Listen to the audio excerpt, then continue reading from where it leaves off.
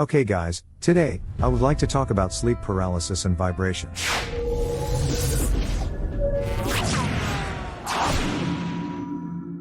This subject is often part of the discussions.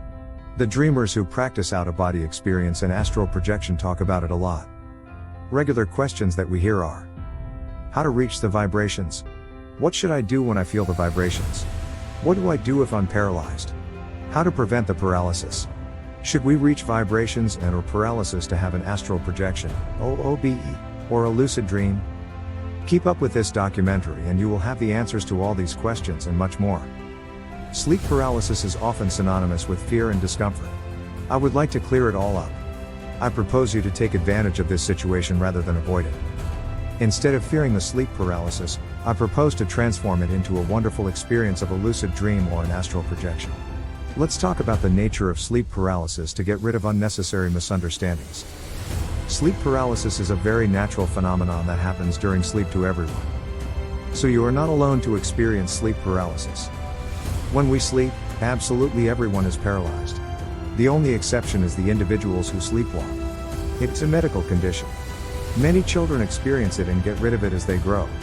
Adults who still sleepwalk find themselves sometimes in real danger with this condition, or at least in very embarrassing situations. It is a subject on its own.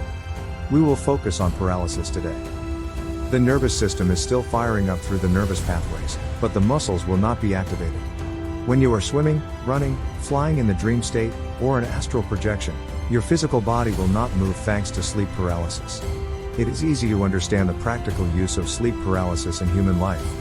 You do not want to disturb your partner sleeping next to you while you flap your hands in a lucid dream, right? As consequence, your nervous system is being trained. Only the muscles are paralyzed, but the whole nervous system keeps firing up. Your brain and all the nerves behave in the same way as it would in the waking state. Many individuals utilize dreams to train their abilities and report improvements upon awakening. You can easily extrapolate this from sports to other fields like arts and many more. The normal sequence is, the critical mind and analytical thinking shut off and the body enters sleep paralysis. But for some individuals, it happens that sleep paralysis has begun but the critical mind isn't off. This is where the scenario of a nightmare begins. Most people are not educated about sleeping patterns and sleeping stages. And especially with all the grandma stories and horror movies that we have watched, we have enough material in our minds to spook ourselves. The beauty of sleep paralysis is that when it is in place, it means that the dream machine is on. You are in a dream. You will think that you feel your body, but it is your dream body that you feel. You will think that you hear with your ears, but it is dream sounds that you hear, etc. and so on. So, when you know this, all you have to do is to move your dream body with the will rather than with the muscles. You will learn a little further in this documentary on how to work with your mind, rather than the regular muscles. So, sleep paralysis is a natural occurrence. So, the body is asleep. Interesting information for you: facial muscles are not paralyzed. You can still move your eyes, you can even move your lips or even say a few words. Moving your eyes in the dream state will make your actual eyes move in the same direction. I have found that if I talk in the dream state, and it comes out gibberish, I know that I am activating the vocal cords of my body and that tends to wake me up. So, I usually stop talking in the dream state and use telepathy instead.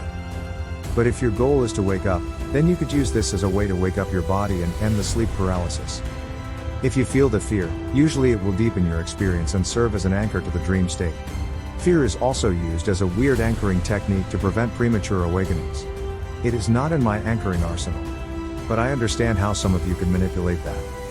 So guys who are having sleep paralysis and are scared, tend to elongate the experience of sleep paralysis. If you wish to end sleep paralysis and wake yourself up, as funny as it sounds, you need to completely relax. All dreaming practitioners know that inactivity equals awakening. If you wish to end the sleep paralysis, you can also try to act on what you can act. Start talking, and you can hear yourself mumbling. There is a chance that you activated the body's vocal cords, and that will wake you up soon. The heartbeat is not paralyzed, but usually, we do not have the conscious action on the heartbeat. On the other hand, our breathing muscles aren't paralyzed. We still keep breathing. So what you can do is, focus on your breath and changes the pattern to a quicker one. This will be interpreted by the body as an exiting situation, and there is a higher chance that your body will wake you up. So when the body detects that something is wrong, the body will wake you up. You just need to know that and take advantage of it if you wish to wake up.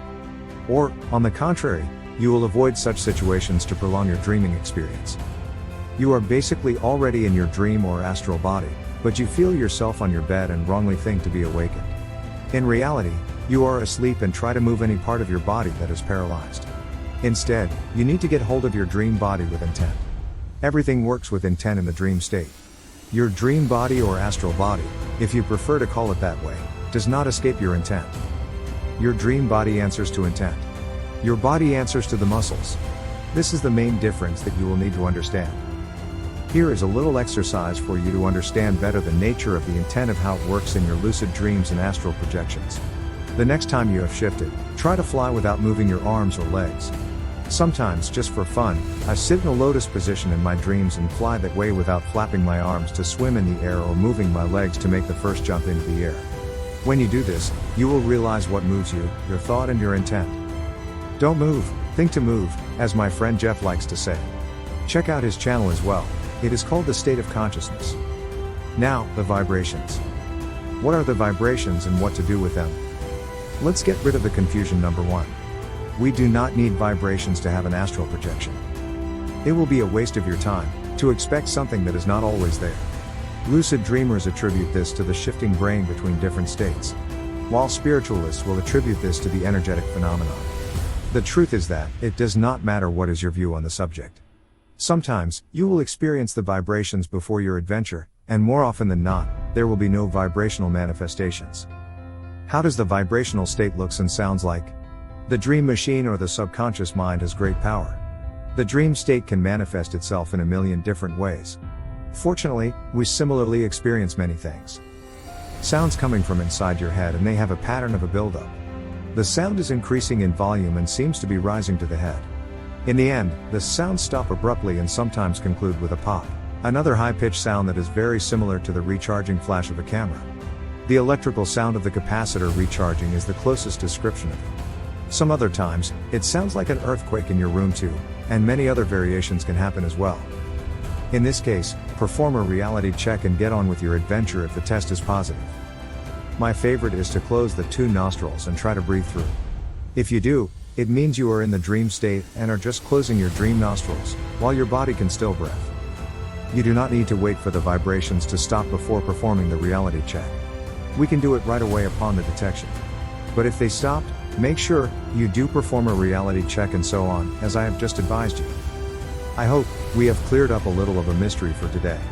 I wish some of you start to transform your uncomfortable experiences of sleep paralysis into beautiful lucid dreams and/or astral projections. And some of you will improve the success rates during the inductions, by detecting and properly addressing the vibrations and sleep paralysis. Guys, how do you like this kind of presentation? Would you like to see more of this with richer content and information about lucid dreaming and astral projection, or how I like to call it, the shift? Consider subscribing to this channel to support the presence of this knowledge. And do not worry, we only issue a couple of videos a day at maximum, so you will have time to relax with other channels while waiting for our channel to kick in. Check out the courses if you would like to get some coaching and get faster results with lucid dreaming and/or astral projection. Yuri is a longtime practitioner and independent researcher. He will make sure you excel in lucid dreaming as much as you want it yourself.